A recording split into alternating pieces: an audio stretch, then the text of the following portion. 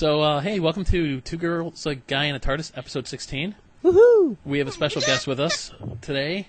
Her name is Busty Warren. She's the writer extraordinaire of Don't Blink, a Doctor Who Burlesque.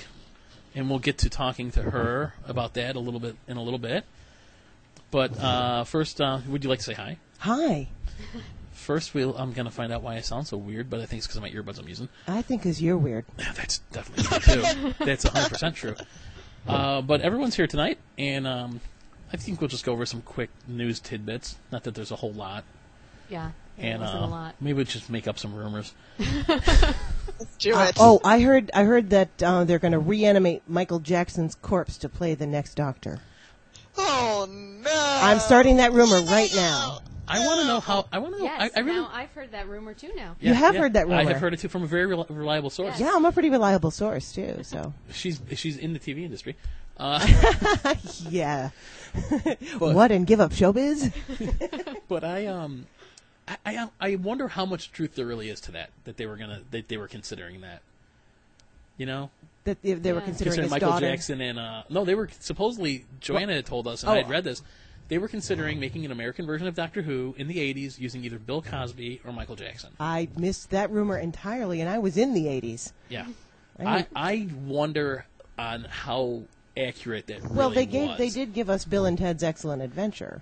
Which was a phone booth. Guy in a phone booth, which I didn't catch on to till many years later, and I was sorely disgusted with them for doing that because of all the modes of transportation they could use. They went with a phone booth. Well, isn't it kind of paying homage in a way, though, too? To what, the phone booth? To Doctor Who. Oh, well, yeah, but...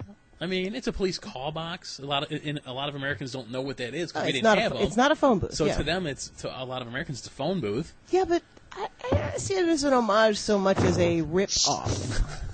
Says the woman who wrote the parody. Stones. Ow. Okay. But I would have loved to have seen George Carlin as a cranky doctor. Yeah. And I would have liked to have actually let them just beep out what he was saying. But yeah, so there was a rumor going around that they were going to do this movie or this TV show, and they were going to cast Bill Cosby or Michael Jackson. And Michael Jackson. It's both. Yeah. Oh, it was both. Okay. What? Yes. Oh, because he would regenerate. Which way would he go? From Michael Jackson to Bill Cosby, or the other way? Do you think when a companion would show up in the TARDIS, he'd be like, "Would you like some pudding pops?" No. He would be like, "Oh, would you like some pudding pops?" Okay, See, I was going to try doing that, but I knew I couldn't pull it off. That's the closest I can get. So that was actually a rumor. That's what I thought you were talking about when you said that. No, I was actually joking. I was trying to remember. I couldn't remember the name of his daughter that they floated the rumor about her being Lisa Marie. Paris. Oh no, Paris. Paris. Is it? Yeah. Oh my lord! No, Lisa Marie was his wife, wasn't it? Yeah, Yeah. wife. Well, whatever. Wife, daughter, whichever. Oh my god! Remind me not to go to your family picnic. Ding, ding, ding, ding, ding, ding. But so that was a rumor. But our room. Let's see, what rumor can we start?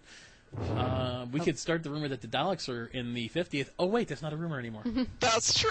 Oh, wait a minute. You mean the number one? Can you tell which host squeezed the most on the microphone? And which one is on Skype? Skype is not good for squeeing. No, it really peaks out the levels. Yeah. It pins Well, you'll them, find as out when we- you listen to this in a couple As days. we used to say, it pins them. It pins them. Pins them. Popping and pinning. Right. Sorry. But yeah, so the Daleks return for the 50th episode, which you had to know that they couldn't leave it just being the Zygons. Well, it'll probably be more than just the Daleks and the Zygons, and I keep wanting to say zygotes, and I know that's incorrect, but just a it's touch very, different. very small aliens. Yes. Parasites, in fact. Yeah, they're probably gonna be all kinds of new and exciting. I mean, not all kinds of new, but all kinds of existing aliens, and maybe they'll be smart enough to come up with a new one. It'd be nice, but I'm still not really comfortable with the idea of it being a 1 hour episode. I had heard 90 minutes movie now, length now. isn't it? Okay, whatever. Yeah, I heard it's still 90 minutes. one episode. It's essentially one episode. I Well, was looking but for the that. Five Doctors was one episode. It was one story spanning but 4 that was like- episodes or whatever. The Five Doctors was so long ago. We're talking about 50 years now. Well, We're if talking you- about an international But you phenomenon. can also make the argument now that it's more popular than it's ever been, and they only have the 2 latest Doctors. Oh, yeah, I'll get into that. I'll be happy to get into that. I mean, and I can understand, like, the older ones, because they don't look the same. So I can get that.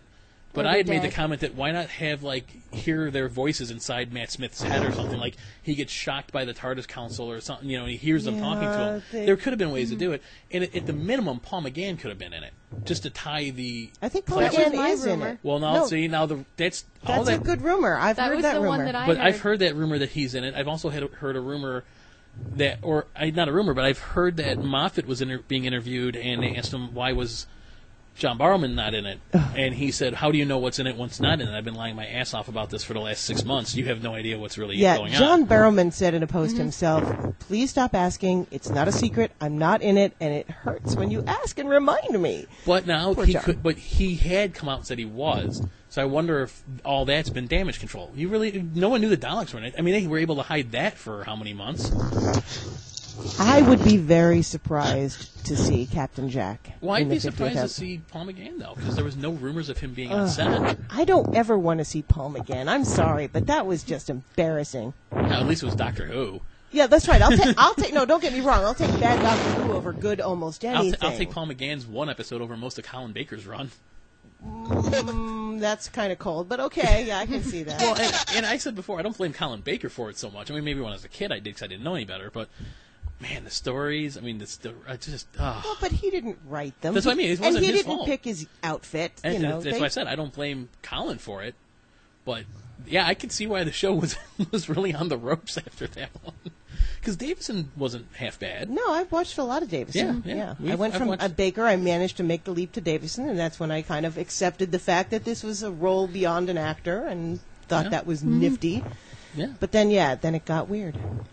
And then it came back around with McCoy, who I thought did a fine job. I liked McCoy. He's a little dark for me. Anyways, back to Doctor Who. Oh, yeah. That's what we're here for. That is what we're here for, yes, yeah. So the Daleks are returning. We found that out. And also, there's an exhibition in, is it London? Yeah. Yeah, in London, called Sophie's World. It is pictures that we're taking of Sophie Aldred during her time as Ace that have not been seen before from, like, behind scenes, on set and stuff, and they're having an art exhibition with it. Is this part of the big Doctor Who exhibition? I don't know. Or just on its own I think it's just on its own. It didn't really say it was. It's being gotta hosted by Orbital Comics and Gallery on Great Newport Street in London. So I guess they found some negatives that had been missing for like 22 years. So much so much history is missing. It kills me. Yeah. Almost all of Jamie McCrimmon's run, which he was on the show longer than Sarah Jane. Mm-hmm. He had more episodes. Well, not anymore. Not anymore. Now they're all telesnaps. Yeah, it's so rough trying to watch those second Doctor ones with the telesnaps. You're just sitting there like... I find it better if you just listen to it, like if you're on the radio, listen to the radio. Yeah. And then, Nicole, you found some news? Well, the 50th is going to be broadcast simultaneously around the world. So we get to watch it at 1 p.m. Yeah. Middle of Since the I believe it's us. a 6-hour difference between us and 6 London. or 7, I believe it's 6. depending on the time of year. 8-hour flight, 6. Yeah, I think 6 they hour were difference. saying it's like, what is it, early Sunday morning it's gonna for be like, Australia? Yeah, yeah. Well, it's because they don't want spoilers to get out. But it's like, really? Actually, I kind of like that because I DVR everything. I watch almost nothing as it happens, and I don't have I don't have the bandwidth to stream anything, so I DVR it and I watch it later. Where do you live, Iraq? Chicago. I'm on the far northwest side of the city, and I've talked to AT&T several times, and I have like the second slowest DSL they offer because that's what I can get. That's my infrastructure problem, so I can't. Wow. Whatever. Because we're on AT&T right now. It works fine. Well, hey. Hi, AT&T. If you ever get to my neighborhood, give me a call. If you ever want to put fiber optic cable through that neighborhood. Oh, that'd be so nice. But for the moment, I got to watch on DVR. So that's fine, though. Yeah, but it always bugs me when I didn't watch an episode one night, and the next morning I'm on Facebook, and I see, like 400 screen captures with text, and like, okay, what did I miss, and why is this out of context? And then I go back and watch the episode, and I find myself waiting for that one moment that was screen grabbed, and it just ruins it. I don't like any kinds of spoilers. I never watch previews. I never, read ahead on what next week on whatever. I hate that. I like to go in absolutely blank. And it's the same thing with movies. I don't watch previews. I don't read reviews. I love to go in. I'm so the opposite. Oh no. I've been jaded by so many movies that I thought were going to be good that now I want to know. I want to know what happens because I don't want to get to the end of a movie and go, I want those 2 hours of my life back. Well, that doesn't happen very often because I just simply am very picky with the movies I go to. I mean, No, I'm not. Well, see, there's the issue, isn't it? Well, no, because I like sci-fi movies, and sci-fi movies, I know for a fact they're never going to be an Academy Award-winning movie, so I know not to expect much from them. I bet Oblivion wins for sound. I haven't seen it yet. Oh, dude. It looked good. Dude, it's awesome. Well, because they had seriously, they had the guy who wrote the original comic, I think, write and direct the movie. Oh, that helps. It helps tremendously to have a single vision. There's none of that, well, what if we change? No. And I don't want to ruin it, or maybe I will, because you're into that. Well, we do have listeners that might not want it ruined. I won't ruin it, but the sound effects are fantastic. You never doubt the veracity of these orbs that are threatening. I will not say anything. You have to see it. It's one of those things where it has Toclaflane or what is it from the Tocleophane. Remember from the yeah. So those are in that episode, in that movie. Awesome. I love, by the way, that they do nothing but come up with names of planets and races and languages and things, and they have to come up with one that isn't plausible. It's like Troclophane versus Trenzalore. I mean, okay, one sounds slightly different, but Trenzalore sounds like something from a Grimm story. Well, yes, it's got that allure sound, like it's lore, like stories. It's funny, you were saying how you don't like spoilers and stuff, and the last guest we had, who was another writer, just not I don't think she ever wrote any scripts or anything, was like me and my friend at work, loves knowing it. We get more excited to want to watch it. We differed when the episode went out early, the finale, and you went and looked and searched out rumors, and I was like, I searched just to see if I could find it, but I didn't really find anything, and I didn't really, if I did find it, I don't know if I would have read it. And you don't know, even reading what is a spoiler, you don't really know if the person's really putting, what's there. But that's just it. I would rather not know anything, because then they might spoil something that isn't big, and then at the end of the episode, I'm like, that wasn't important, and then I might have missed what was important because I was paying so much attention to the thing that was said to be important. Oh, see, I don't go that. I trust no one but the show. I want the show to give me the show. I don't need any outside information. I mean, I love discussions about it after the fact. Sure, absolutely love that, but I don't want to hear it before it goes on the... I'm sticking my hands in my ears, which have headphones on them, so it's not a very good look. But actually, I don't want to know. I have a question. Go ahead. What are your thoughts on, like next week on Doctor Who type of stuff? I fast forward through that, and I delete. I do not watch any of that. Oh, wow. I don't want to know. I don't even want to see what the producers think is going to sell the next episode, because I know I'm going to watch it. That's true. It's not like I have to be sold. It's just, I don't want to know. I don't want to see anything. You want to be surprised. I want to be, I do this with every show. Like, I will, when you are on the DVR and you click on the show you're going to watch and it gives you the little synopsis, yeah. I look away. I look away from the synopsis and hit play, and I do not look at the TV until the synopsis is gone. I don't want to know anything. I have this feeling I want to kind of experience what the writer intended. What the writer and the director and the producer intended. I want to get the story the way that they intended it to be presented. I don't want it sold to me. Does that make sense? Yeah, no, it makes sense. It's just not the way I am, but it makes sense. I understand it. I'm a purist, It's the same reason I'm not much into speculation of who's going to be the next Doctor. I say, whatever, they'll get somebody. I'll tell you who the next Doctor is going to be. You want to know who the next Doctor is going to be? Sure. He's going to be a guy who is white, between 25 and 40, British, male.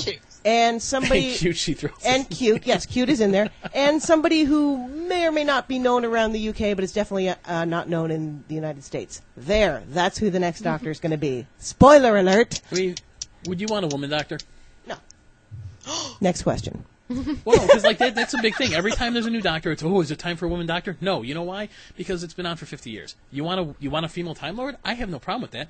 make a show with a female Time Lord. I'll watch it. Romana was a female Time Lord. Yeah. I mean, bring back Romana. Do something. I'll watch it if it's a female Time Lord. Another companion who's a Time Lord. Because they're going to run into this thing, and I said this on one of our other podcasts. You make it a woman doctor, and then if you go back to a male doctor after that, and the next one after that's male, everyone's going to be like, oh, see, they failed. It didn't work. No one can. When in reality, it's just the nature of the business and the nature of the show. Yeah. It would have nothing to do with it. It's also the nature of the lore. Yeah, the lore is that he's a male. Yeah. I mean, that is actually something that I have considered tremendously because, of course, in my show I have women playing the Doctor, but they're women. Yes, you do. And I have women playing the Doctor, but they have become actual women. They're the Doctor who has become a woman. And I have the opportunity to have my doctors freak out because they've become women. And I honestly think that it would be, there's a great hint of it when Matt Smith first regenerated, when he felt his slightly longer hair and freaked out thinking he was a girl. Mm-hmm. I think it would be like that for, the entire series.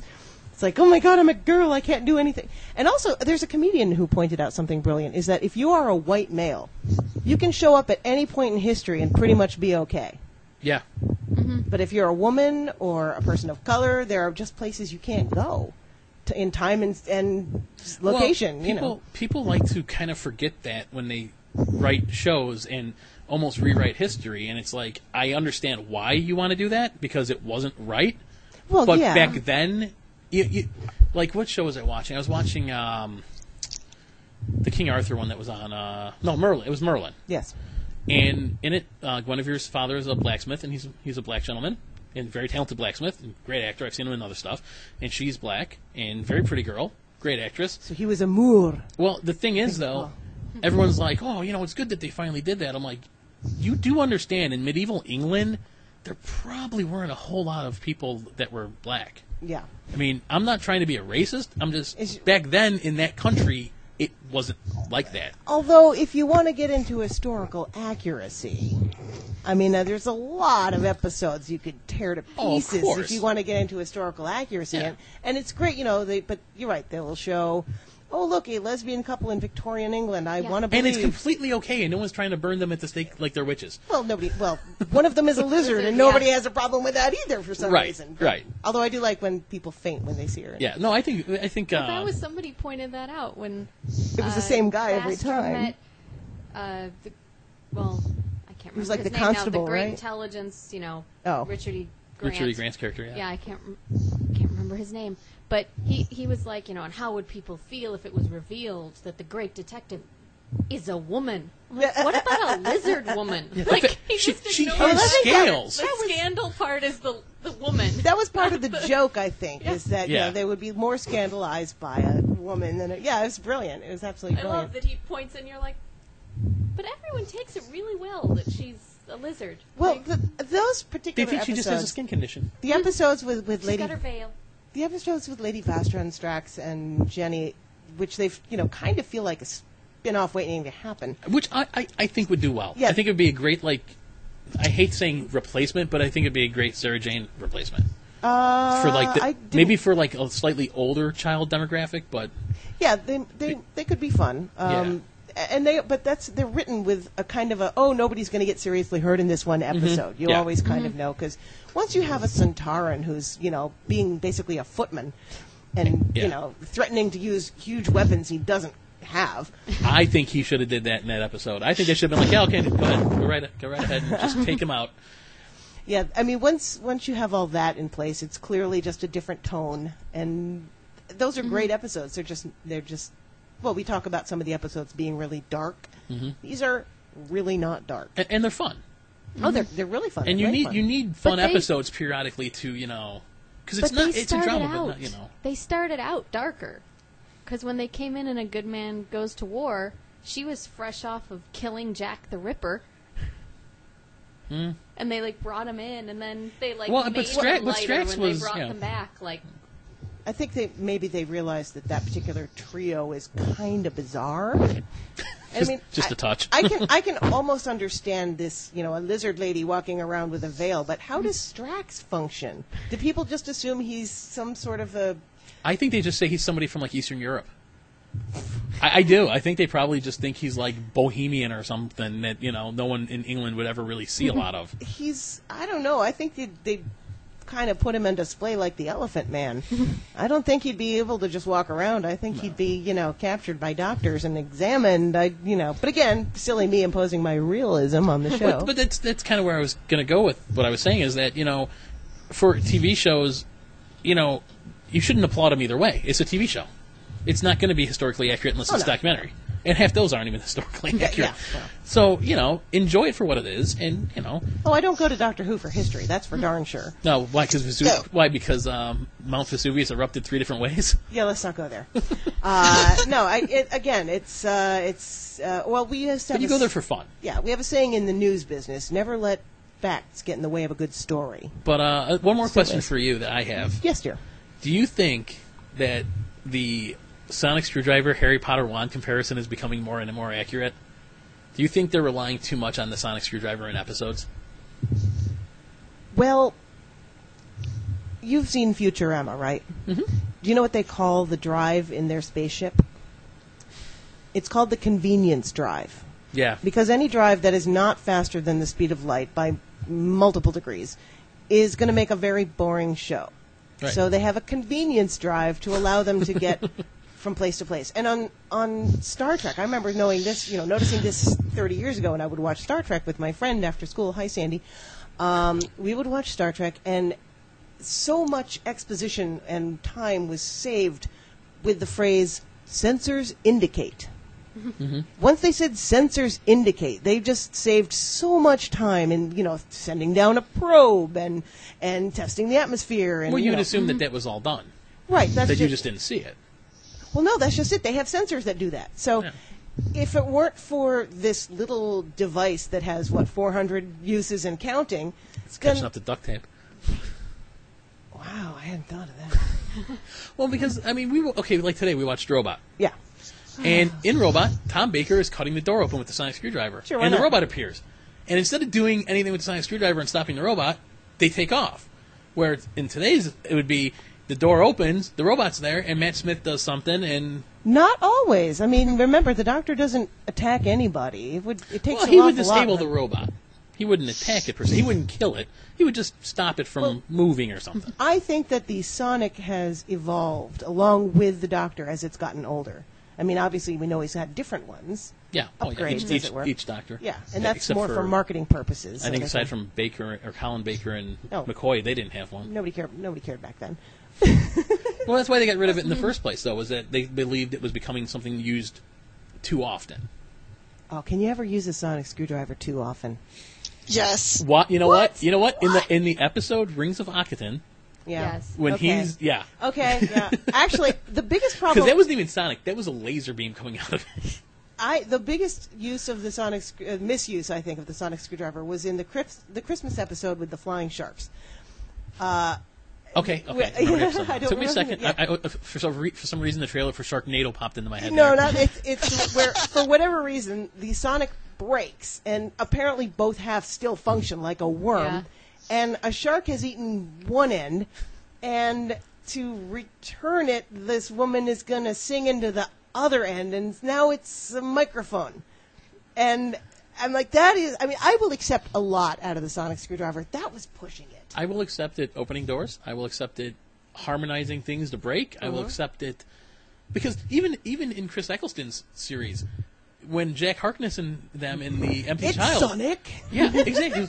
What did you do? Say I had to put up. What did you say? Oh, that screwdriver could be a little more sonic because it didn't do anything to help them there. Yeah, that was a great moment of. But then it's suddenly. Yeah, Spiritus Illuminatus or something I love that he reads stuff from it. And there's no display on it. Yeah, he, exactly. looks at it and he's like, who did I mention it to? Did I mention it to Sarah? And I'm like, yeah, suddenly it has no a display. Screen. Like, well, you know what? I figure it has entropics like. It just kind of shows up on the metal. But only he can read them because they're floating around it in space. Because I mentioned that on one of our podcasts. I think it was when Sarah was on, and I'm like, how does it work? There's no display on it. Yeah. And she's like, maybe he just does it so he looks important. Convenience drive. That's all I'm going to say. Convenience drive. Well, that's better than the... Well, that's what makes Doctor Who more of a fantasy than science fiction, and I'm biting my tongue as I say this, but in the end, it really is more of a fantasy. Well, I mean, to me, science fiction is... Oh, no. Well, you don't want to go there with I'm me. not going to say it's fantasy, but, I mean, it's make-believe. Yeah. Well, I mean, they're all stories. Yeah. And, I've had the Star Wars, Star Trek, which one is science fiction, or the idea of Star Wars not being science fiction, because it isn't. It's action. It's a space opera. And I have no problem with space operas, but I personally really like hard science fiction, like, Asimov and Clarke, where something actually gets Something invented. is based in science. Right, and the story revolves Which around Star it. Trek, actually, a lot of it is based in science. Which is why Star Trek is great science fiction, and Star Wars is a space opera. But Doctor Who is a straight-up fantasy. Without orcs and stuff, but yeah. Yeah, well, he might go somewhere with them. You never know. Well, that's just it. They might as well be orcs. The various impossible-to-defeat aliens that he somehow defeats. Mm-hmm. And the mystical lead and the acolytes who follow him. It's very, very wizardy. Mm-hmm. But it's got this veneer of science fiction that I think makes it, at least to me, more appealing. He definitely now more than ever has a Merlin-esque way about him. Yeah, you know what I mean. He's mystical. He's always had mysteries. He's got that almost the wisdom and why, kind of like he almost is kind of like a Dumbledore in a sense. Which is based off of Merlin. It all goes back to the same piece of lore. Well, just he is kind of like that. To a point. Enemies now that they're at. You add someone like the Weeping Angels. You don't really see them so much as like a civilization living somewhere. That they're like magical creatures almost that are. They're quantum locked. What my favorite part about the Weeping... What the hell does that mean? Oh, well, I accept it. They've gotten a little more, even like the aliens have gotten a little more fantasy-esque. I think they're just trying to make it something... Well, I like when they play on these existed before time began. I don't mind that so much. Then why do they look like people? But my question... Yeah, my question is, with the Weeping Angels, is what's their objective? To survive. You know what the Daleks want? You know what the Cybermen want? The Weeping Angel, because we had this discussion. They want energy. They want to survive. They feed like anything else. But are they really bad guys? No, that's just how they happen to operate. Well, no, it's not even that. We had this discussion, and I had said that the Weeping Angels, in the first episode you see them in, the girl that they send back in time actually had a pretty good life.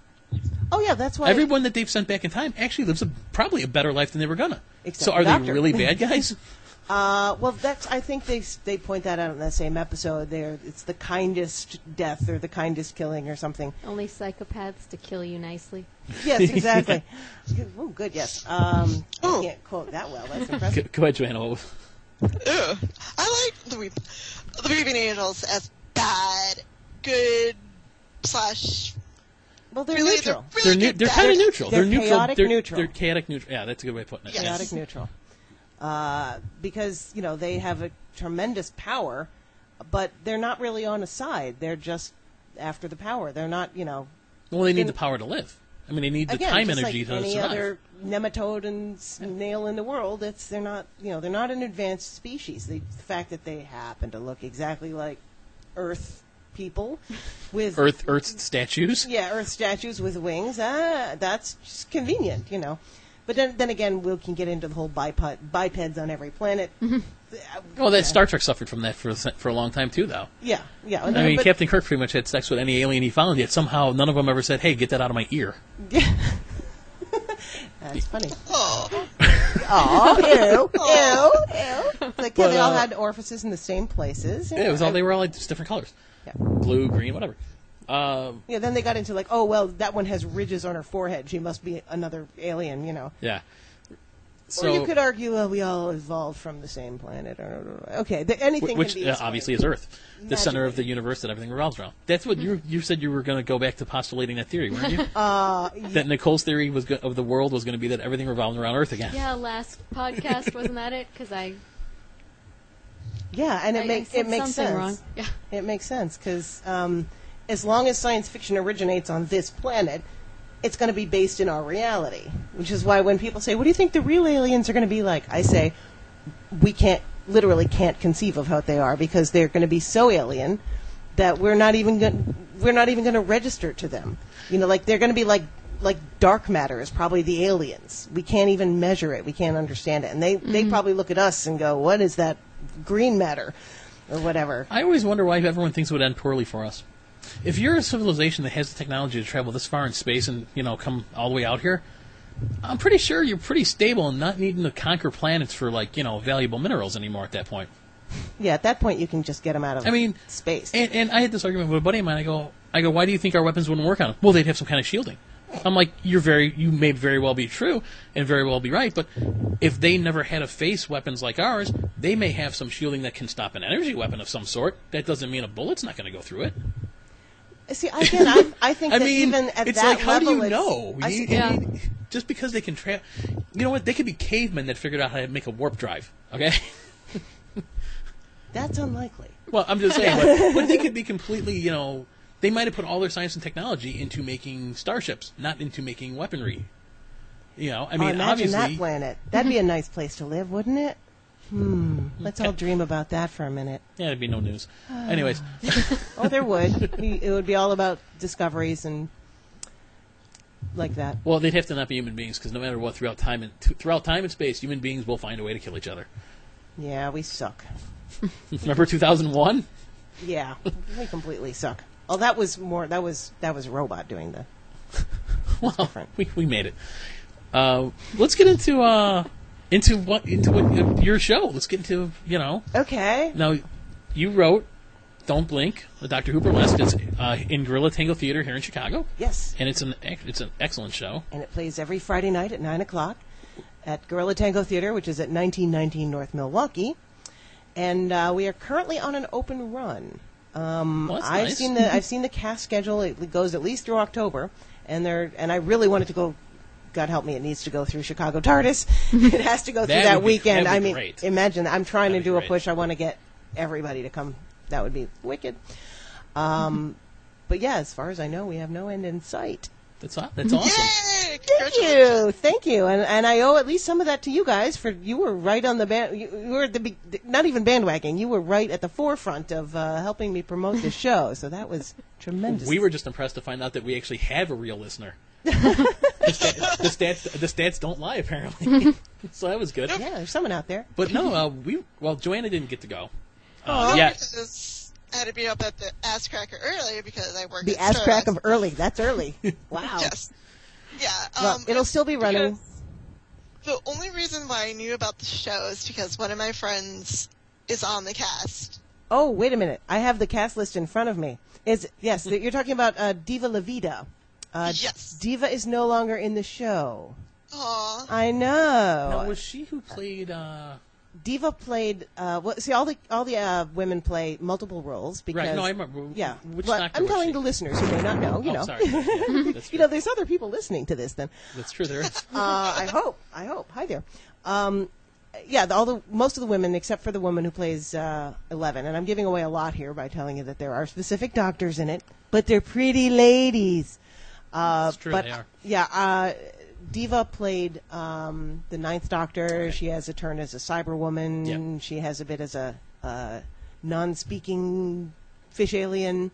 Because we only get 8 women in any show. In fact, they have another show. They have 2 Star Trek shows. 2 Star Wars shows. Right. And in one of them, they have a cardboard cutout of a stormtrooper that they refer to as Girl 9. Because they needed one more girl, but we can only have 8 women in a cast. So, yeah, there's a lot of, and I love because sometimes you'll have a character who will come on, and there'll be a minor character at the beginning, and they will remove their clothing, and then later they come on as a more important character, and they remove their clothing again, and it's still them, but people are still clapping and screaming for them to remove their clothing as though they hadn't seen what was in there already, and I'm always very impressed by that. To me, that says a lot about their performing style. Their attractiveness as a character, beyond their attractiveness as a person, because people, like, oh well, we've seen that Dalek remove her clothes, but now she's, I'm not going to give it away, but now she's somebody else who is possibly making fun of a pop star from Australia. if there were that kind of a thing. Don't give me that look. You know who I'm talking about. Yeah, but you have the wrong country. She's from Australia, isn't she? Am I on another planet? You're talking about... Yes. The real-life character you're talking about is... Well, I'm talking about Billy Tyler. Billy Piper. Billy Piper, isn't No, she? she's UK. She was I English. thought she was from Australia. No, she's English. Well, didn't she hit the pop charts in Australia, didn't She hit them in England with like 4 number ones, too. Where did I get the information that she was from? I mean, the thing is, I don't randomly hold information like that. Where did I get that? I've listened to her albums a couple That's times. messed up. Unless you're thinking of Well, Kylie. yeah, Kylie Minogue was Minogue. on the show for in the one Christmas special. yeah, pop Yeah. star from Australia. She's from Australia. Yeah, but that's not what I was thinking of. Huh. Although maybe at some point the Kylie Minogue information got crossed on my wires. Okay, so anyway, That's why I looked at you. I'm like, wait, what? you're right. Okay, you're right. Well, then I was trying to figure out. I'm like, I don't know as much as I think I Was do. there- You're None right. of us You've do, believe caught it or me. not. You've caught me. I know nothing. But she played a great number 9. Yeah, she was. I was actually very concerned because Diva does not look anything like Chris Eccleston. No, that's true. I mean, some of our actresses, we were able to get people who look, our 10 in particular. Yes. She's Crystal Paradise. Yeah. She's she's actually a dancer, and she really learned. She really watched David Tennant. And she has all the moves, and everybody really watched whoever their character is, and really got the intonation and the physical characteristics. But with Diva, but most of them, they have they do something with their hair or something that makes them kind of resemble the Doctor that they're supposed to be. But with Diva, I was like, she's got long black hair. Nobody's going to believe she's Chris Eccleston. But she totally pulled it off with her attitude. She did the personality just She right. walks out of the TARDIS, and half the time she would just get a but she'd get a round of applause just walking out. Everyone immediately knew, oh, that's 9. At that point, at that point in the show, we start with 11, then you see 10, and then we all know that 9 comes next. So when she makes her appearance, it's huge. Yeah. So yeah. Awesome. So I guess my first question for you is... Oh, I haven't even gotten to the questions yet. I'm sorry. Well, no, it's all going to be about, well, when did you become a Doctor Who fan? Because you obviously are a fan from watching what you wrote and the fact that you had the WTTW references and stuff. Actually, you definitely are a Chicago fan of it. Well, that's the funny thing. I'm not. I'm from New England. I used to watch WGBH in Boston. Which probably did the same thing. Which did exactly the same thing. Doctor Who was always big for pledge drives. But I mean, you are definitely a fan of the show. Right. Well, yeah. and I remember talking to people around here who remembered the same thing. And everyone who has come to the show and recognized it said, oh, my God, my station did that too. So, it's universal.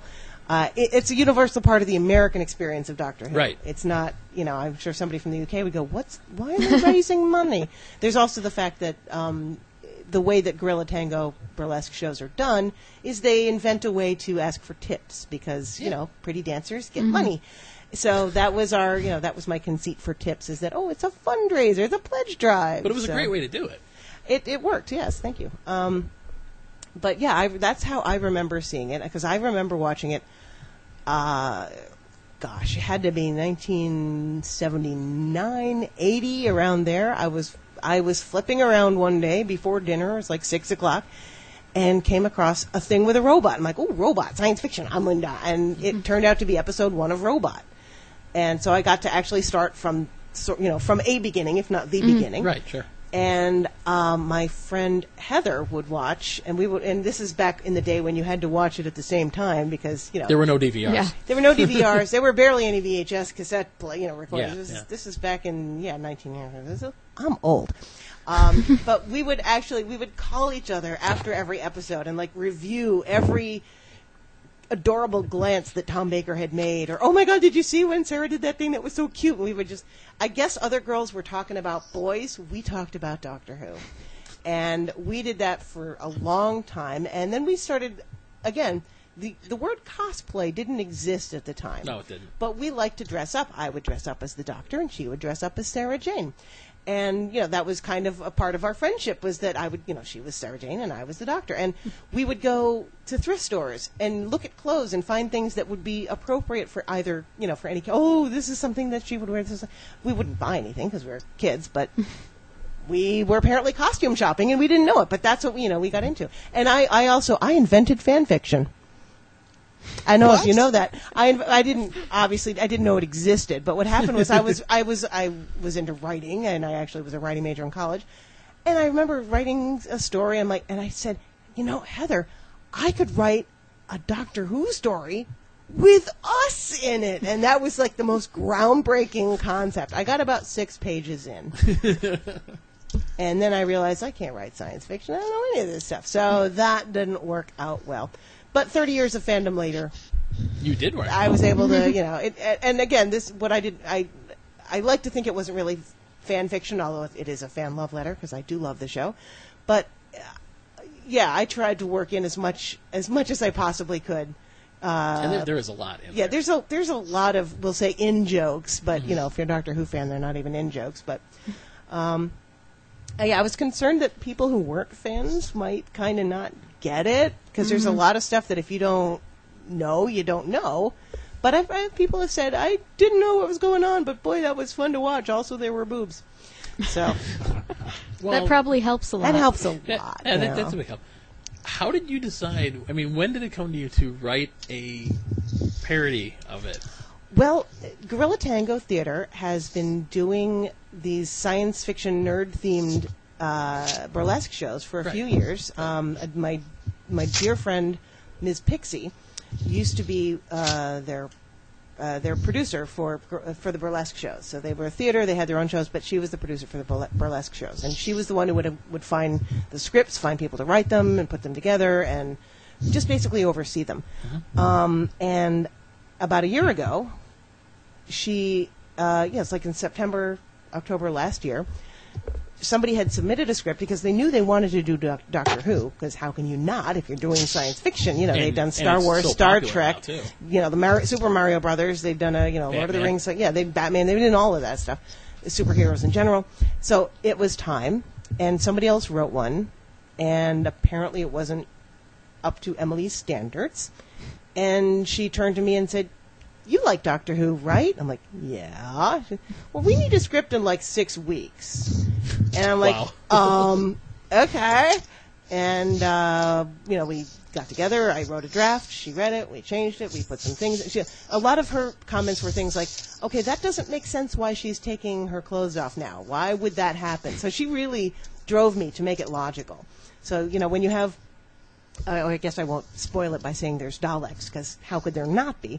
But when you have Daleks taking their clothes off, as it were, you can't just have Daleks suddenly start taking clothes off. It doesn't make any sense. So I had to write it logically into the story. Right. So that was the challenge. Have all these, add a lot of sexiness to Doctor Who, but to do it logically. And that is really the hallmark of Gorilla Tango Burlesque, is that they do stories. Right. Most burlesque shows, 99% of the ones out there, are, here's a number, here's a number, here's a number. Oh, here's the 2 people doing a number. Here's a magic show. Here's a number. Here's a number. Gorilla Tango is stories. I mean, the way that Ms. Pixie would describe it would be they're musicals. Only instead of singing, they take their clothes off. That's a good way of putting it. Yeah. So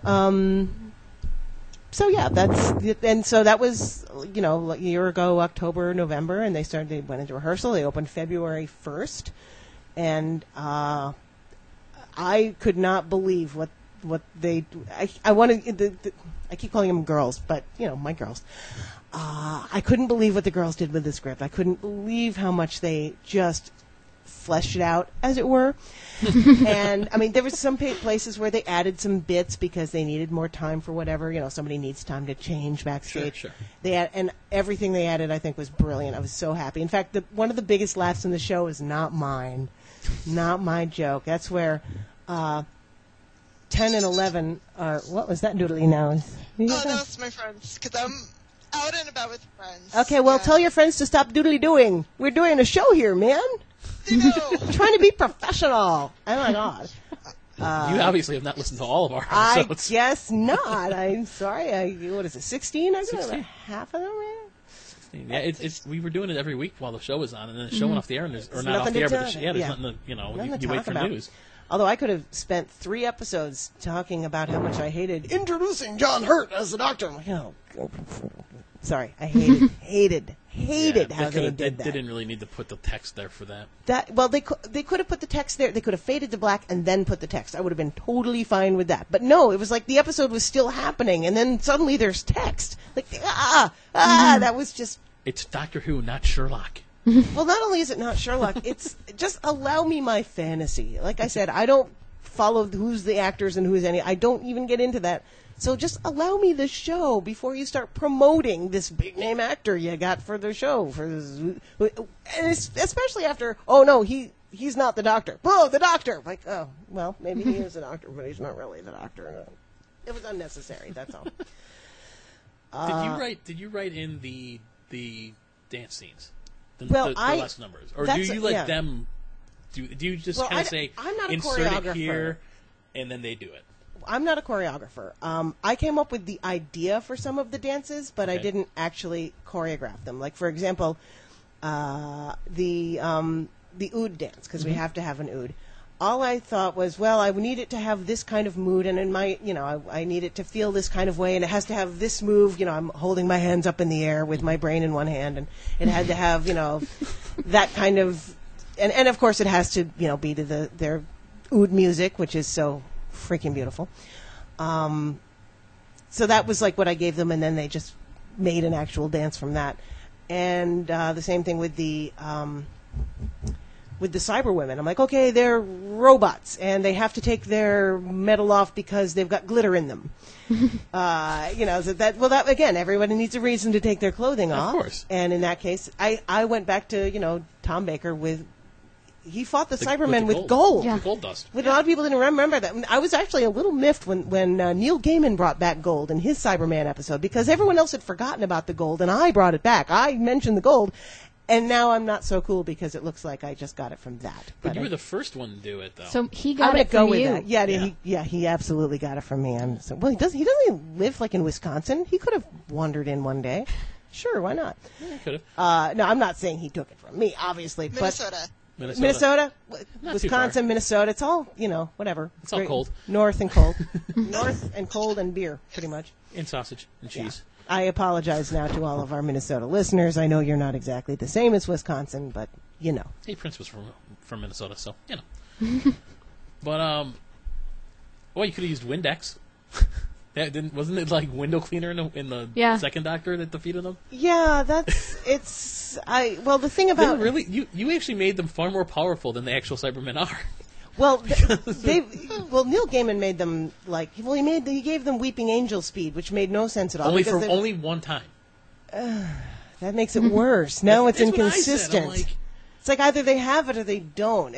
Clearly, he gave it to them for that one moment to make it, theatrical, and that's just not. Oh, I can't believe I'm dissing Neil Gaiman. I love Neil Gaiman. I feel the pieces, exact same way you do because I had a lot of hope for that episode, and it started out great. There was a lot of good in it. It's just everything was good in it except the Cybermen. Well, and the army that was trying to fight the Cybermen. Well, even that was kind of fun, like what's his name, the Porridge. I kept trying to get the actor's name. But he's always good in everything you see him in, and he was good, and there were some good characters here and there, but yeah, it was like it started out great. It was like Caddyshack trying to defeat the Cybermen. Yeah, kinda. Yeah, and the two kids they had in the show, I could have did without. They were just the most obnoxious little. Yeah. Luckily, they were quiet most of the episode because they were being taken over. Well, that's the best way to keep a child quiet is to convert him to a Cyberman, really. You can tell Gaiman didn't want them there, and he was probably just told, we have to put these two kids in. Right, because she's a nanny. How did you get blackmailed by that? What parent these days would be like, oh, really? She's a time traveler? Okay. Who would believe their kid saying that? And then you show pictures, you wouldn't just go, it's Photoshop. Perhaps they didn't watch Doctor Who. Are their parents from Victorian England? Well, this is one of the conundrums of science fiction, is that, you figure that, Doctor Who's Britain is all of Britain and all of history except Doctor Who, which is a huge part of British culture. So, to ignore that part, I mean, they're never like, oh, yes, we saw on that science fiction show, Well, wait, what episode, Remembrance of the Daleks? Remember the TV turns on? Yeah. And it goes, and now the first episode of an exciting new science fiction series from BBC, and you hear the music, and then they switch scenes. I didn't. Because that episode didn't takes catch place that. in 1960. 3. Thank you, 1963. That was an homage to I themselves. believe it's in that episode. Yeah, it is. That's genius. That's one of my favorite Daleks. I completely missed that. I adore that episode. I think that episode Well, is so good. they've been putting in a lot of self-referential stuff lately. Like, when she's reading the book, what chapter are you on? 10. Well, 11's the best. They have a lot of stuff like that. And some of that just makes some of it feels forced. It feels forced, and it just twists my head. Yeah. I'm like, that... I've said I was not a fan of the constant references to 11. Mm-hmm. Everywhere, 11. I'm like, okay, we know he's the 11th Doctor. Could we... And that episode, too, Keep calm and move on. I hated that part where he was going... And she's like, Doctor Who? He's like, say it again. I'm like... They have gotten people to say Doctor Who so many times that when they got to the episode about the ultimate question, and he's just saying it over and over, I'm like, oh my God, make it stop. We get it. You're cute. You found a way to use the name of the show without calling him Doctor Who. We get it. Yeah, but in the old show, in the first 3 Doctors were all credited as Doctor Who. Yes, that's fine. But nobody called him Doctor Who. Only in the the 2 Peter Cushing movies did they call him Doctor Who, and he wasn't a Time Lord. He was just a dude that they called Doctor Who. In the War Games. I believe in the War Games he was called Doctor Who. On purpose? Not War Games, War Machines. I think it was in the War Machines they called him Doctor Who. Yeah. It can't have been on purpose. Wotan, the computer, said something, I think, about Doctor Who. Yeah. They actually did give him Doctor Who. I remember it in that episode. I remember that because we had just had this discussion, and I was watching that episode, and I think I texted you right away, and I'm like, and for the listeners, I pointed to Nicole. Yes. But I remember watching it, going, wait a minute, they just called him Doctor Who right there. Yeah, you're right, they did. That one was the one. The computer has that. Yeah. And they said that's weak. Doctor Who. That's very weak. But the thing was when the Daleks all did it because he was erased from their memories. Mm-hmm. Okay, that was fine. I get cute. it. Yeah, that was cute. But then was it just okay like you said, that. by the end of it, you're like, oh god. Well, I'm usually okay with it if it just comes up and somebody says I'm the Doctor. Somebody says Doctor Who. I'm like, okay, fine. I can deal with that reference. But when he was doing that thing with Clara, say it again. Say it again. Oh, I like this, and I'm like. Him doing it himself is a problem. Yeah. And it got old. It got old, and it just got silly. And also, he never acknowledges that that his name could be Doctor Who most of the time. It's just someone says Doctor Who, and it's like a little joke for the fans. Yeah. So they go his name's John Smith. But in that one, it was like he was in on the joke, which breaks the. But remember, in the third Doctor, they were all in on the joke in a sense too, because the license plate on Bessie was Who Won. Yes. Oh my God! It never even occurred to me to think that was odd. Maybe it's because at the time when I watched those episodes initially, I didn't, I wasn't as big of a fan. Obviously, my first few years, it never occurred to me that they didn't call him Doctor Who. But it still bothers me when people call him that. It's like, oh, is that Doctor Who? Or is that? I can't even frame the question properly. But yeah. Oh yeah, he plays Doctor Who. No, he doesn't. He plays the Doctor. You like how we get derailed so often? Is there a rail? I was not aware of a rail. I thought we were just on open track, like the salt flats. You would think so? Yeah. So that's how you how you became the writer. So that's how I became the writer. Going back to that, yeah. So good segue. Basically, yeah, you're very good. If you've listened before, you know I'm not good at segues at all. Back on track. Yeah. So my dear friend invited me to write it. I wrote it. We tweaked it. We made it work, and then the theater let her go. So I was no longer working with my close personal friend. Now, luckily, before they parted ways, invited her to not be there anymore, she had brought in a director and a choreographer who were both huge fans. I mean, the first night I talked to the director, we must have spent 3 hours talking about the show. And I'm like, I can't believe it. I found someone who's a bigger fan than I am, who is in theater and can do something with it. So she really made it live. The director, Katie Siegel, is amazing. And the choreographer, again, I would describe, okay, I want a living vortex.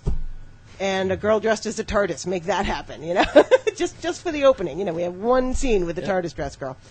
But, and I gave kind of vague directions like that, and they made absolute magic with it. So, it's like, okay, in this scene, she's very flirty with the Doctor, and now she's dancing. All right, and they just made everything happen, so. And a lot of it also happens in the rehearsal process. There's things where they realize, oh, we can do this because she happens to be over here, and that's why I ended up having to build hooks onto the TARDIS.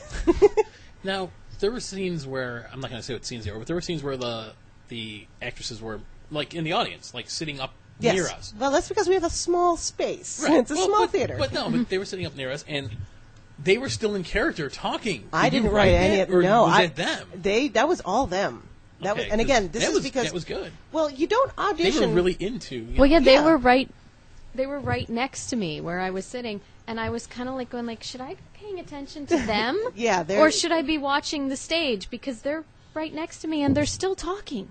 Like they are. Well, again, this is Chicago. We have a long improv tradition, and they had to be in view because that's a point at which they've said something that indicates they need to stay in view. I don't want to give it away, right? But that was entirely them. I had nothing to do with that. I wrote none of that, but that was the director who said, "Okay, you're still in character. You need to be out here, but you're still in character." And they developed their own little chatter, and it was just fantastic to watch. And now, how many? Now, when I talked to you originally, you had said some of the girls had actually seen the show before. Oh well, and some didn't. That's what I was going to... Oh, no, I think they had all seen it. Because when you audition for a show based on Doctor Who, it helps to, kind of know the source material. Kind of know the source material. So some of them, like, they were all at least familiar with it. Okay. A few of them are rabid fans. We're talking tattoos. Wow. Yeah, really serious Are we talking rabid fans. Chicago TARDIS fans? No, I mean Doctor Who fans. No, I mean, but do they go to like? I don't know about that. So they're not quite that. But to be honest, though, to get a tattoo of the show on you is probably more rabid than somebody like us that goes to the convention. I have seen. Well, that's the neat thing is we have attracted a lot of those fans. I have seen guys with the Seal of Rassilon. I have seen guys with Daleks. I've seen a guy with Bad Wolf in his thigh, or that was a girl. Sorry. We had somebody who drove in from Ohio. They drove 6 hours to see the show. Wow. Yeah, and it was a gift from his wife. I'm like, oh, that's the best thing ever. Here, honey, go see boobs in Chicago. I thought that was sweet.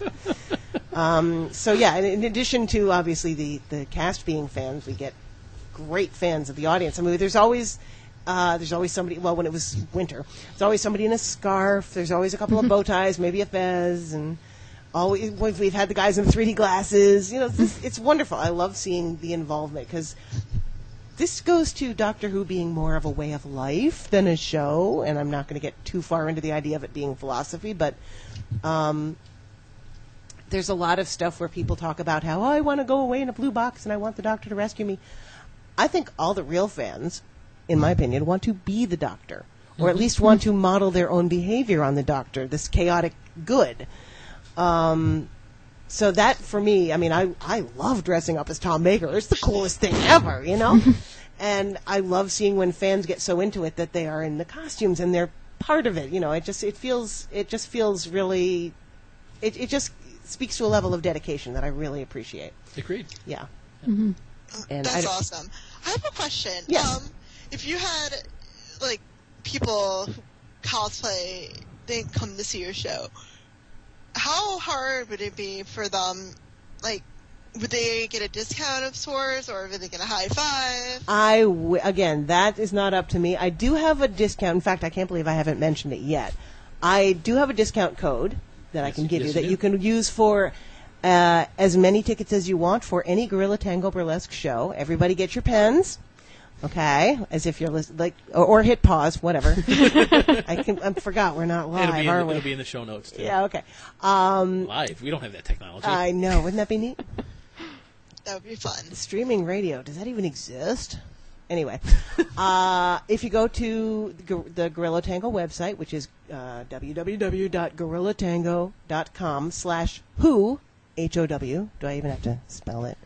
Somebody's Hopefully typing not, in but- H-O-O. Why isn't it working? Yes, W-H-O-O. And if you enter the discount code BUSTY13, that's B-U-S-T-Y, 13, no spaces, not case sensitive, you will get $10 off each ticket. Again, as many tickets as you want for any Gorilla Tango Burlesque show.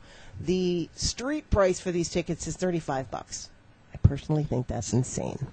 But that wasn't up to But me. $10 off is huge. $10 off is It's huge. it's a third off. Almost. It's roughly a third off, and that I think brings it almost to the level of affordability. So Actually, I'm not gonna lie. It was a lot of show for $25. $35. I probably wouldn't have been disappointed either. that's one of the things that was very important to me in the rehearsal process. Seeing that they were doing their best to make costume wise and just everything to make it be worth the money, because that was actually ours was the first show when we ours was the first new show to debut at this new $35 price, because up until January of last year it was $20, which was also kind of a lot, but that was the theater. They decided, well, we want to be in the big leagues, we're going to charge $35, but then that wasn't working out very well, so they gave everybody discount codes and said, please share, use, everybody. So tell everyone you know to use that discount code, because if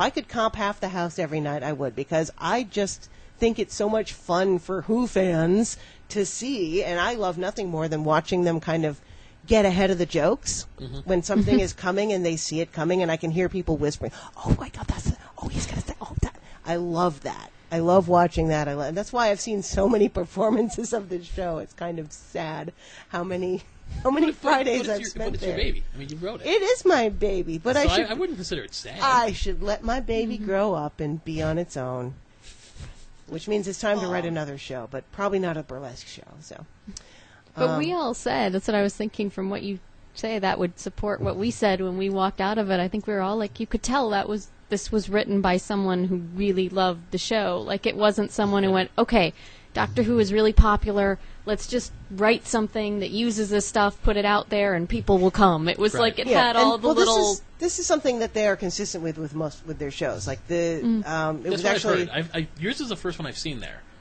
But what I've heard is what you were just saying, is that they really know the material. Well, it was Pixie's husband, and actually fiancé at the time, but husband now, wrote the two Star Wars shows, and he is a huge fan. He goes to Wizard World dressed head to toe as Star Wars, the red Stormtrooper. No, the black and red face guy with the Darth Maul. Thank you, Darth Maul with the horns and the eyes. I'm a rarity that I'm a fan of almost all sci-fi. Whether Well, it's Star no, Trek, I should have Star known Wars, that whatever. one. That's my brain just went on a holiday there for a second, but So I'm going to go yeah. up to every Darth Maul at Wizard World in 2 weeks and go, are you Pixie's husband? Are you Pixie's husband? well, you'll know because he'll probably be with Pixie. Although, you know what? They're expecting a baby, so that may not happen this time around. I don't know. But anyway, so yeah, but he's a huge fan, and he also wrote they did a Walking Dead parody, and he's a huge fan of that. And Emily is hugely into fantasy, and she has dragons all over her house and all that. And she wrote that one that was kind of a parody of Lord of the Rings and World of Warcraft, all that stuff kind of wrapped into one. And the original show, which was the Mario Brothers. She's a big video game person. So all of the shows are really crafted with love by fans, because Lord knows we don't get paid enough to justify going out and doing the research. No, we really, really love the material. And I just every week I get a real kick out of watching the girls become my characters and become this version of Doctor Who that it's kind of an episode I'd love to see. I think the best. We said that too. I think when we left. Yeah, the best compliment I ever got, and I think it was from you guys. It was like it was on the level of the Five Doctors. Like it would have made an actual episode. It would have made if the Yeah. 50th anniversary is half as good as your show. Shut I would enjoy it. Shut up. Because your show obviously, I'm not going to give much away. I think we talked about some of the scenes before, but we didn't really give away the whole, thing. But I left it going, okay, I know it was not a Doctor Who episode, but if it was like a one-off episode, I would have been happy with it. Wow, I'm honored. Well, one of the It's better than most of the comic relief stuff they do.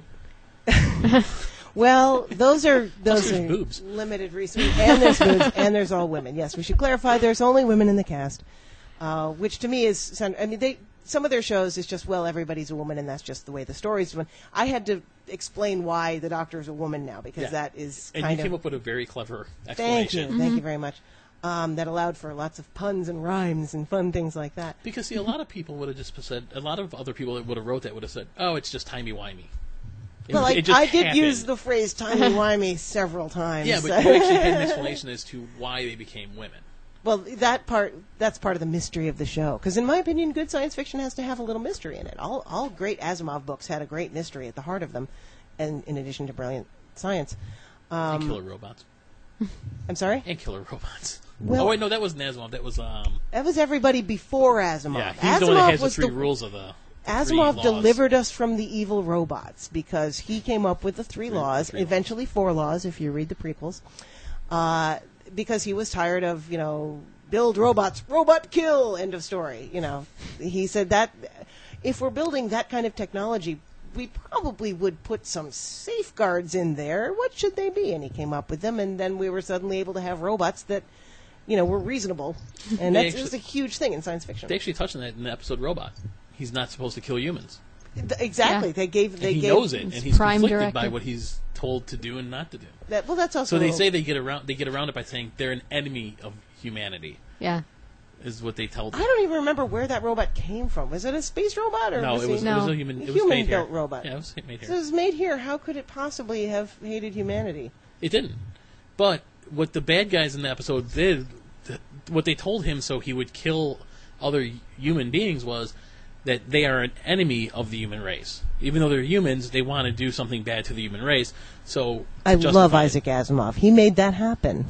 No, his influence in science fiction is huge. Until the robot stories, Isaac Asimov's robot stories, until iRobot, robots were. They didn't have to. You didn't have to explain why they would kill people. It was. I mean, I love it. And that's again. That is again why I'm a big fan of Doctor Who and science fiction. I see them as kind of separate things, but that's one of the instances where they really do use science fiction in Doctor Who. So I like because that. they're able to spend belief for Doctor Who, right? And then did I lose you? Just enjoy it. Oh. Yeah, exactly. There's a lot of episodes like Robots of Death. It's another great robot episode. We almost watched that today. That contains one of my favorite lines in all history. Please do not throw hands at me.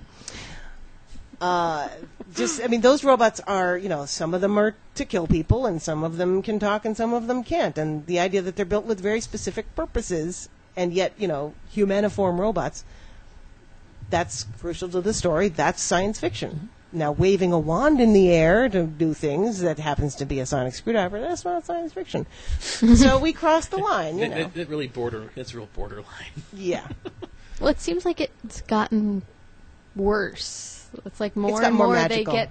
It's just, I'm going Something to... you can do more than it should really be able to. Now it should just be called the universal screwdriver. Because it's not just sonic anymore.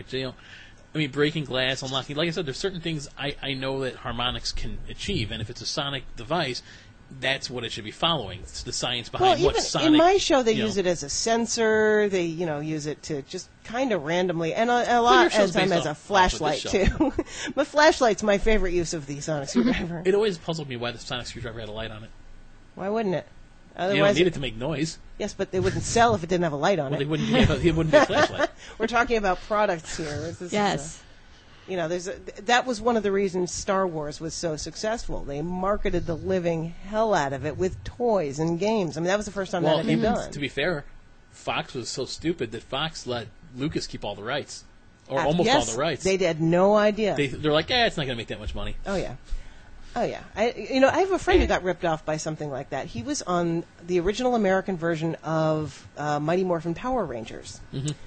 At the time, it was like, oh well, this is just a little show. He's gonna sign a contract and be done with it. And his face is on like cards and games, and he gets none of that, and it's horrible. It's horrible. Now he still he sometimes goes to conventions, and he's kind kind of still that guy. Do you know which color he is? He wasn't one of them. Okay. He was the big giant head. Oh. Okay. Yeah, he was Zordon.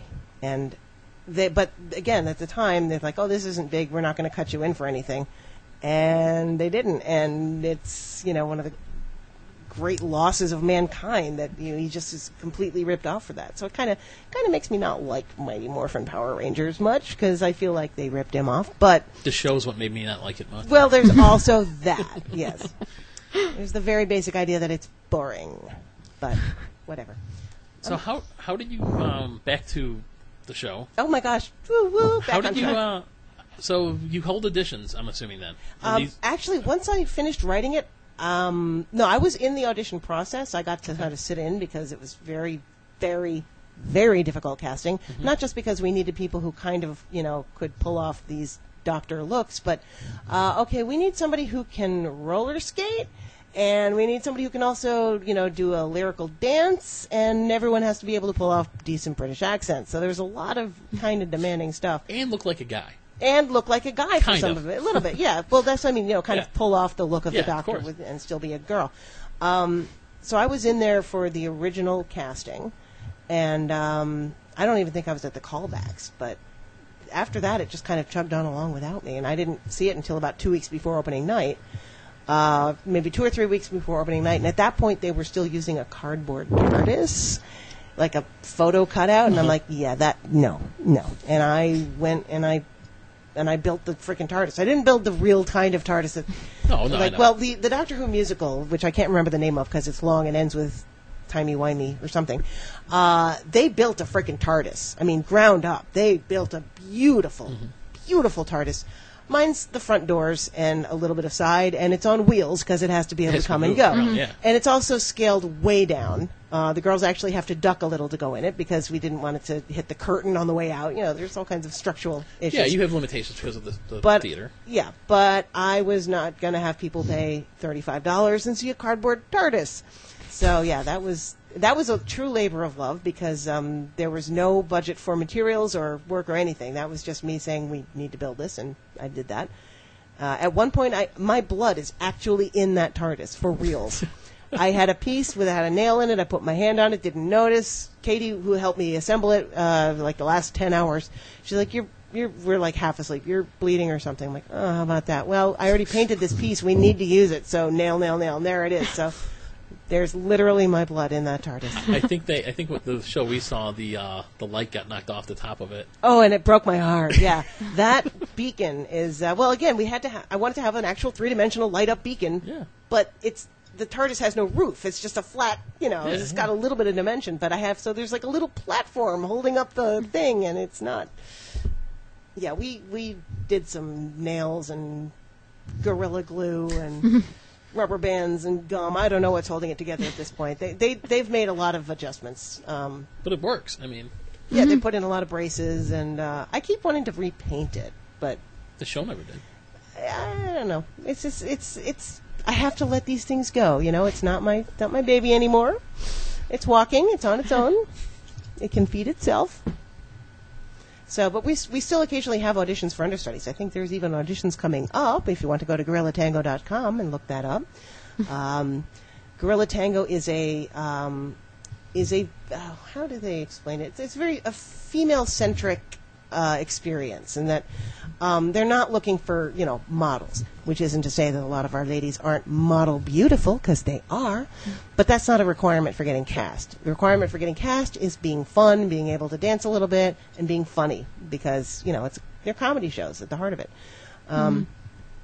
So yeah, if you would like to reveal most of yourself on a stage and are into Doctor Who, come audition. We always need understudies. In fact, about half the cast right now is understudies. If I may, could I tell you who's in the cast right now? Yeah, I was going to say the current cast is we have Irene Goodnight, and she plays 3 characters, and she's, well, again, I don't want to tell you who her main character is. I think she was in the one we saw. Yeah, Irene Goodnight, yeah. And then her understudy is Evelyn Tensions. That's Evelyn Tensions. Get it? Yeah. Our Sarah Jane is played by Estrella Von Tapp. Not even sure what that means, but all burlesque names are fun. We have Dr. Nine, played by Amethyst, which is actually Amethyst. Get it? Amethyst. Okay. And of course, Juicy Lucy. She is also she's now the coordinator for the burlesque shows. Wow. And she plays. Again, do I want to give it away? Who she plays? She played her great. I will say it. She plays our Rose Tyler sort of character. She did a very good job at it. She really nails it. Yeah. My wife even said that she was spot on. Yeah, she kind of nails it. And for the fun of it, her big dance is a Billy Piper song. We thought that would be appropriate. And I recognize that. Who is not from Australia, as it turns out. Sorry. Yeah. And her understudy is Sweet Peach. And then our 10 is Crystal Paradise. And her understudy is, I love her name, Dottie Kama.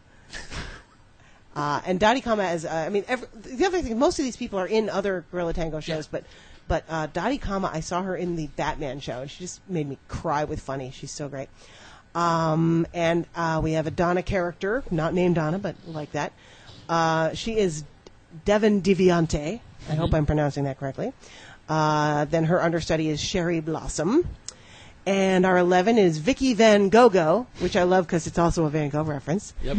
And our we have a sort of an Amy type character. She's kind of a combination of Amy and Rory and a few other people.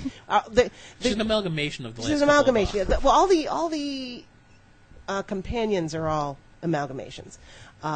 In fact, I just noticed it says here Sarah Jane, but her name in the script is just Jane. But she's obviously Sarah Jane because she says at one point, maybe I'll go on my own adventures. I thought it was funny.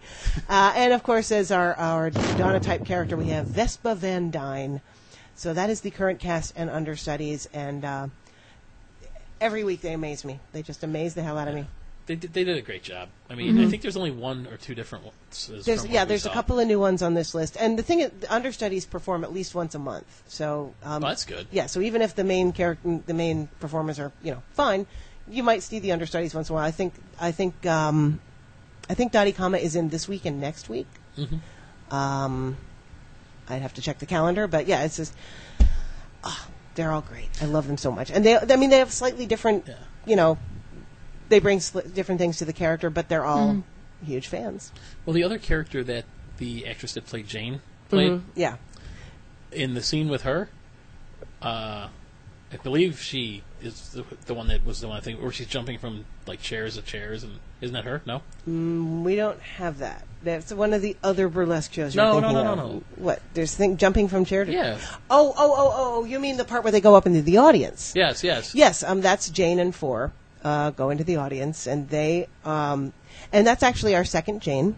Oh, okay. And the first Jane kind of established the pattern of chattering in the audience, and it's different because sometimes that's how that started. Yeah, when the audience is full, it's really funny because they're like really hiding. But when we've had some nights where there's not quite as many people, and they just like grab a couple chairs and watch the show. But they chat. They keep up their characters and like, oh no, okay, they made it. It's okay. But they're going. Oh, it's fine. Okay, and they just keep going. It's beautiful. Yeah, it's all of them. I had nothing. I can't take any credit for that. Oh, and the best joke in the show. Oh, I think I told you that. I can't take credit for that either. But you'll know it because it gets the hugest laugh. And at that point, I sit back and go, "You guys are awesome," and I had nothing to do with it. Yeah. Well, I mean, there was a lot of good laughs in it, and it was very enjoyable. And thank you. I've definitely told people to go see it, and none of us were disappointed with it. Have I mentioned that you should go see the show? I don't know if I've mentioned this to our listeners, but I'm going to mention it myself. Hey, what you really need to do is go see Don't Blink, a Doctor Who Burlesque at Gorilla Tango, and use that discount code Busty13. That's me, by the way, Busty Warren. And in case you're curious, that is not my real name. It is also a burlesque name. Surprised? I know. That is an homage, by the way, to Rusty Warren, who is a singer from the 60s, who about 8 of us remember. But she's very funny, and she did a lot of very funny burlesque-type songs, and so that's my homage. Did you have anything to do with... I was just going to ask. Yeah. I've been wondering, so was this the only show you wrote for them? This is the only show I have written for them, yes. And because my close personal friend, Ms. Pixie, is no longer involved, I probably won't write any more. Are you blooping again? Yeah, she's out. Bloopy bloop. Oh, we lost her? What? Oh. She's back. I'm back! Oh, she's back. Okay, good. That was quick. I like it. We don't have a camera. But She says they're naughty. but it was a great show. We really enjoyed it.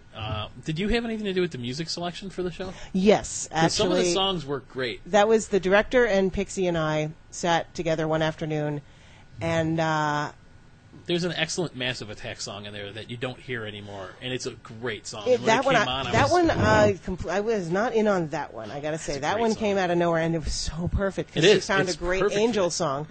I was trying to not say what the scene was about. But Well, okay. it's a Massive Attack song, and it has to do with Doctor Who. Most people are going to triangulate and figure out it's got an angel in it. We like making them work for it. Oh, you have to work for it, but hey, I didn't give them But all that away. scene, whoever plays the angel, That's is and that's my Jane. That's also what I was Jane. thinking. Yeah. That's what I was saying. When she's in the audience jumping for around, that flying bit. around, Oh, she that is jumping phenomenal. around bit. Oh, she Very makes good. people stare at her because they're afraid she's gonna eat them. Yes, she's got the whole. Because originally I She's envisioned that brilliant on that. I wanted someone in the whole face makeup and the painted, and obviously there was never time to do that. No. So somebody made her a great pair of wings and not much else, and she goes out in the audience and scares the living out of people. That whole scene is so clever. The way stuff stops and starts. I mean, it was really well done. That was hard. That was hard to do. The timing of the way the angel, Yeah. because I wanted, obviously you never see the angels move hardly ever in the show, but Well, now we know how they do. now we know how they do. Exactly. They kick a lot. Yeah. But no, it was really well done. I like that scene a lot. But Do the girls Thank you. Yeah. Go ahead. get a stipend of some sort? The girls actually get paid per show, and they also get they split up the tips. So they make a few bucks. That was one of the changes that came along with the $35 tickets. That's nice. It used to be that they would get paid based on ticket sales for the month, blah blah blah, and it was complicated. And now it's just flat rate per show, and it's pretty decent. I mean, the thing is that in most burlesque, you're doing a solo act or maybe with somebody else, and you're building your own costumes, you're doing your own choreography, you're doing your own rehearsals, and you are basically your own little show, and you pay for everything yourself. And you might get a show where you make $50, and congratulations, you've just paid for your glitter budget for the month. There's not, nobody does it for the money. But yeah, the performers do get a little bit of money. So, let's just say it covers parking and some drinks, so that's good. Oh, by the way, after the show, we all go to the Green Eye, so come party with us. I'll see if I had that little audio recorder I have now. We could have went and interviewed people. I just wasn't thinking back. You could always come another night because we're still running. Did I mention we're still running? You did. We could do that too. And maybe this time Joanna can come. Yeah. Yes. I definitely want to come. Yeah, you totally need to see the show. It would have to be after September. Yeah, it'll be running. Like I said, it's cast through October right now, so it'll run at least good. through then. Cool. Yeah. So, well, I hate to do this, but because we're having such a great time, unfortunately, I think that's about it for episode 16. Because I had 18 more things to say. No, I'm kidding. Make it quick. No. So does that mean the next episode is going to be really weird, like on Fringe? Every episode 17 of every season was bizarre. Is that a dog? No, she's out again. Oh, okay. Yeah, the episodes where they had like musical or animation or whatever on Fringe, it was 5 years. The 17th episode was bizarre in some way. Well, we could work on that. I think your 17th episode, in honor of Fringe, which I know isn't Doctor Who, but is good, was very good science fiction, Who was in the my Doctor in opinion. season 17? Was there a season 17? Yeah. Okay. That would be... Would that be Tom Baker? No. 63, Yeah, it would've been- 64, it would've been 65, Because 66. the 20th is I don't Peter do- Davison. I remember that. I remember the 20th. I had a book about the 20th 'Cause the- anniversary. So I think that would be probably like Tom Baker's last season or so. What the heck is that? What was that? Are you driving away? Are you getting kidnapped? She's back, but I don't think her phone, she realizes I'm it. tweeting in and out, so I probably will cut it off here. Okay, well, we're glad you were able to join us, even though you're out and about. Happy She's 16th. in a drag race, I think. Yeah, she just sounds like she just peeled out. Good luck. Get that checker flag. We'll talk to you We'll talk to you later. See you at the show. Busty. Thank you. Bye-bye. No, I hear your voice. I have no idea what she's saying. I'm going to assume it was nice, though, because if it wasn't, I'll come and get you. But if it was nice, thank you. I think it's a safe assumption that she was saying something nice, Yeah, don't she you? was.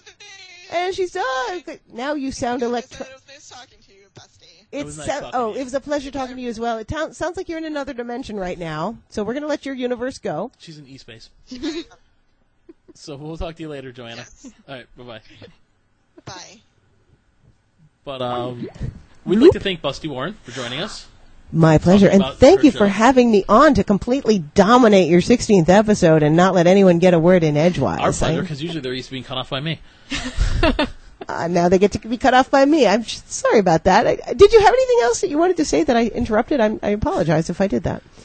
I'm fine. Yeah. You sure? Yeah. I'm good. Okay. It was a great. It was it's great that you're a fan of the show. It's great that you wrote. All of us always think about we want to write something.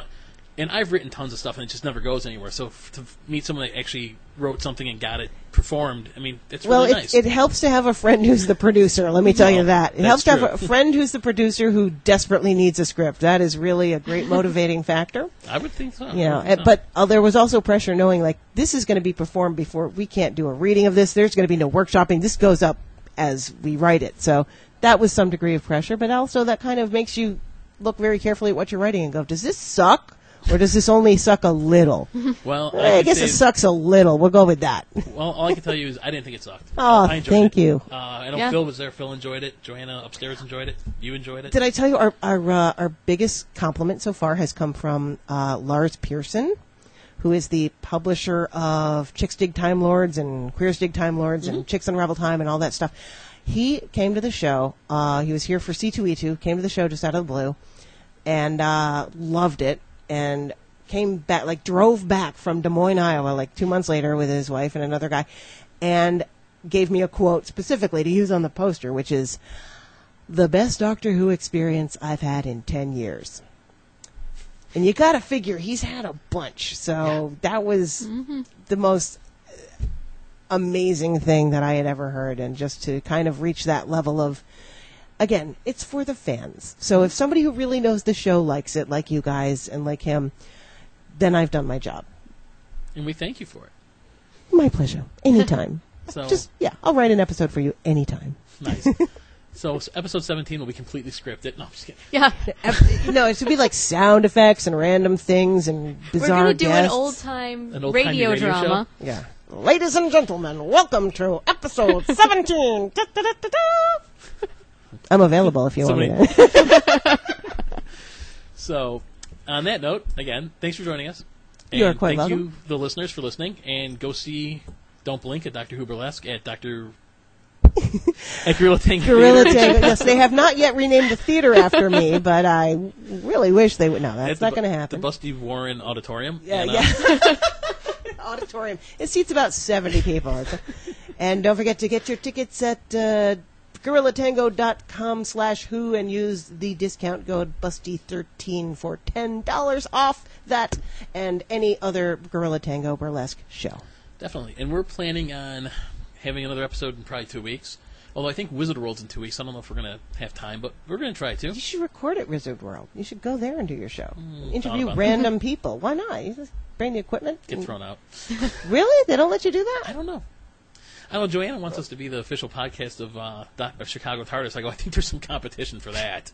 There's a lot of other Doctor Who podcasts. First, we'd have to dethrone about 30 other ones. So then you have to be the unofficial podcast. You could be the one unofficial podcast of Chicago TARDIS. I'm totally in on that. So we'll see you later, and thanks for joining us.